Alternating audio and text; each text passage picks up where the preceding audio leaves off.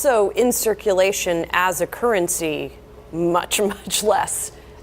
In other words, you use real dollars a lot more. You use real oil for stuff a lot more.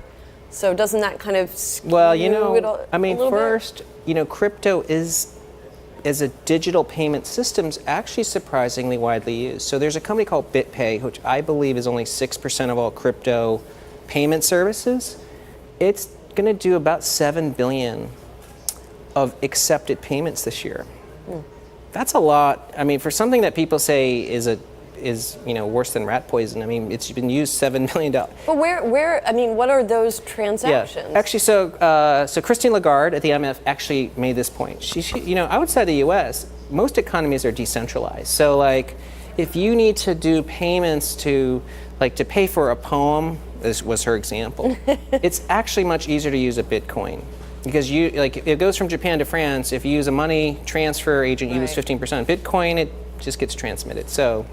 All right, so finally, I got to ask you the $25,000 question because that was your year-end target for Bitcoin. Oh, it's like a game show, you mean? Yeah. That's.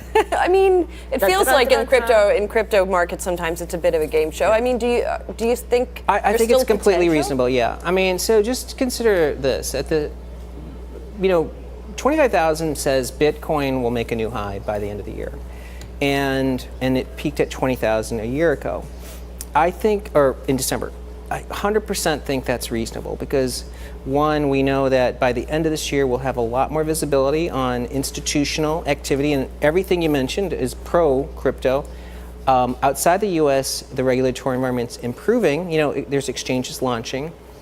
Bitcoin mining is also going to suggest crypto should be worth 25,000 because next year, even with that increased supply coming to market that you were talking about. Yeah, because the fully loaded cost next year for Bitcoin is going to be like 14,000 or something, with difficulty reflecting the difficulty.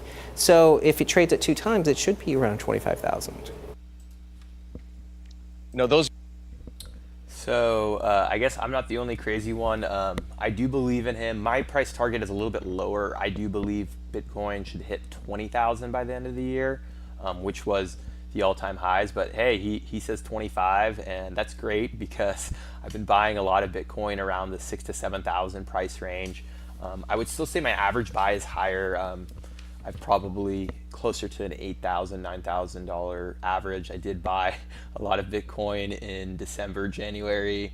Not like a large amount, but I've been dollar cost averaging. But let me know what you guys think about this. I have plenty of content on my channel if you want to go through it. That kind of explains my feelings of why I think crypto will easily surpass 1 trillion market cap, and I still believe within the next 6 months, since we're not too far away from the end of the year, that Bitcoin will go back to its all-time high of 20,000, and Tom Lee is predicting 25,000. So let me know what you guys think about this, and I will talk to you guys soon.